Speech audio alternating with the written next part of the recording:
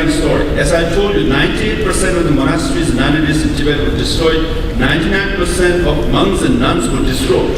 China thought they destroyed Tibetan civilization. They won't. Tibetans were made to wear Mao Zedong suit, so they didn't wear traditional dress also. But also, as far as Buddhism is concerned, after teaching of Buddha, Nalanda University in India was the cradle of Buddhist civilization till 13th century, and it was burnt. The Nalanda University was so big, it burned for weeks and months, and it was destroyed.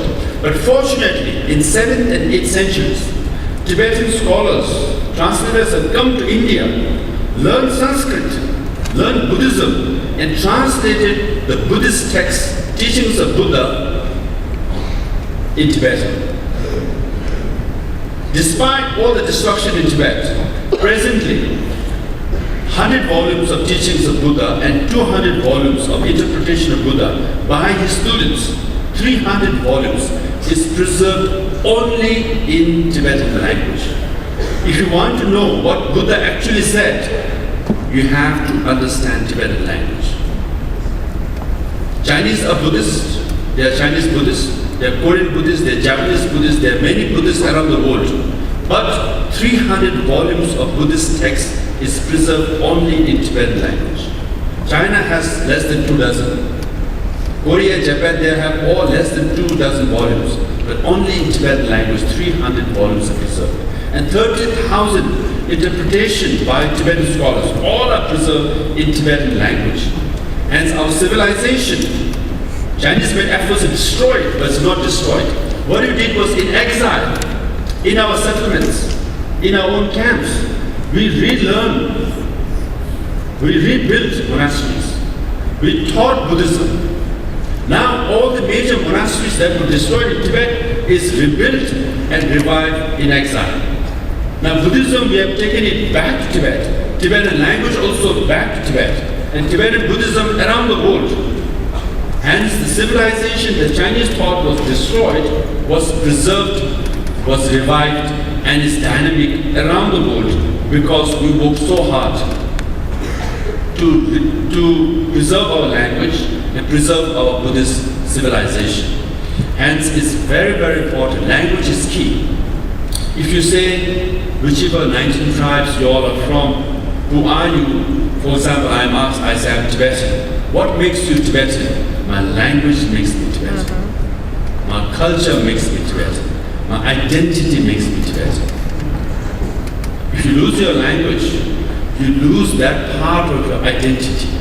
You can claim to be, of course, your blood and your body is part of the tribe, but you don't have your language and you are far away from the tribe. Why we teach our children in Tibetan language is because when you teach things in English, it's a foreign language. It's originated from foreign civilization, foreign values, and foreign culture. Hence, you will learn the term. You might understand the concept behind it, but you won't understand the values underneath it. You won't understand the culture, the tradition underneath that term. Hence, when we teach in Tibetan, even social studies in Tibetan, Tibetan children understand not just the term, the concept, the values, everything. For example, you all start even with prayer. We start with prayer. But the prayer, our basis, our prayer is also very unique. Our schools, our motto is always others before self, not self before others. Now we all are given advice because, as I said, as I was introduced, I grew up in a Tibetan refugee camp, quite poor actually. When I grew up in our home, we had 2 or 3 cows at most, a dozen or so chicken, 1 acre of land. That was our livelihood. So I've spent my days going to forest, cutting wood for our home, cutting grass for our cows. How many of you have cleaned cow dungs? 1? Anyone? 2, 3, 4. Out of 750 students, less than 50 have clean cow dungs. But I've cleaned cow dungs. I've helped my mother milk cows. Any of you know how to milk cows? Yes? Few, yes, good. I think we should go to your land and find out either whether you're raising your hand just for the sake of it or whether, I think, or we should take photographs of all the students and test them. Whether cows, what do you do if there's a cow which is quite naughty, which kicks you? Huh? What is the ritual? First you serve grass or first you serve feed? Yeah? What is it? When you milk cows, you have to serve grass or feed? Grass? What about animal feed? I think only 50%, yes. So there are tactics which has been passed on from tradition.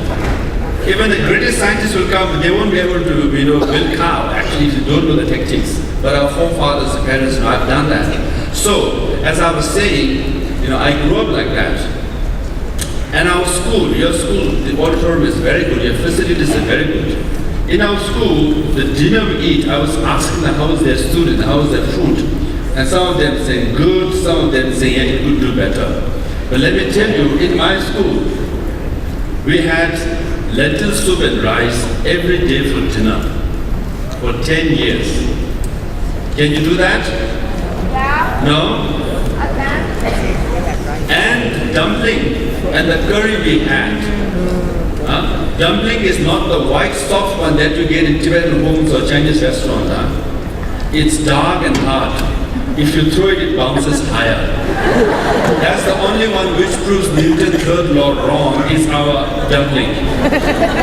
So you have to be expert at eating. From one side of the mouth, you have to chew the dumpling. On the other side of the mouth, you have to throw a little bit of pebbles and stones in the dumpling. When you pull it, sometimes the thread also comes up. Can you do that? No. Right? But we have to do that. And then the curry we get is not the hot spicy curry that you get here. What we get is either potato for 3 months, cabbage for 3 months, radish for 3 months, because that's the cheapest available vegetable there is in the market. Can you eat cabbage every day for 3 months? No, that's it, yes. So that's how I grew up. So I've spent winter without slippers, no shoes. Can you do that? Oh yeah. Yeah? Let's test that. Let's test all these people who are saying yes. You all are photographed, so you all have to walk barefoot in winter. And then, I did that. And then I also, because our school system is such that they turn off the light. We turn on the light only at 6 a.m. and turn off the light at 8 p.m. So if you want to study, what you have to do, you have to go out, study under street lights. And Darjeeling is a beautiful town, but it gets minus degrees. And you have to study under street light in minus degrees. Can you do that? So that's how I grew up. So I've spent months without watching a movie. Hardly any pocket money. But I worked very hard. I studied very hard. Then went on to go to Yale University, where I did my undergraduate in law. Then I got Fulbright scholarship. So I did my master's degree at Harvard Law School. Then I did my doctorate degree also at Harvard Law School.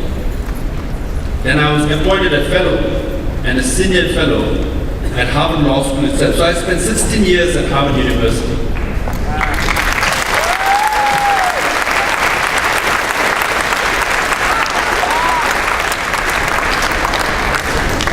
Then in 2011 there was election for the post of president. I ran for it. And I was the youngest, least experienced. The other candidates were former president, former prime minister, speaker of the parliament, deputy speaker, most seasoned diplomat, and elder to me. I was the youngest, least experienced. But I won the election. This long story. Against all odds, I fought and won the election.